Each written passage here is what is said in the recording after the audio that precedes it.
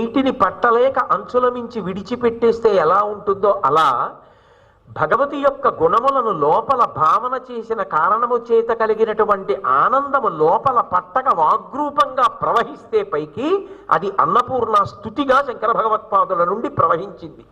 అంటే ఇది ఒక వాగ్గంగా స్వరూపం, అంత పవిత్రమైనది.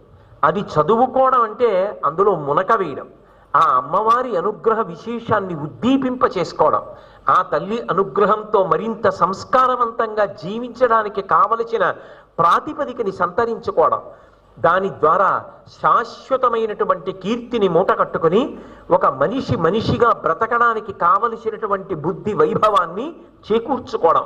అందుకు శంకర భగవత్పాదులు తన అవతార పరిసమాప్తి చేసిన తన వాణి ద్వారా లోకాన్ని ఉద్ధరించాలని మనకి స్తుతి పాఠాలన్నిటినీ ఇచ్చారు. కాబట్టి తల్లి గౌరీ ఉమా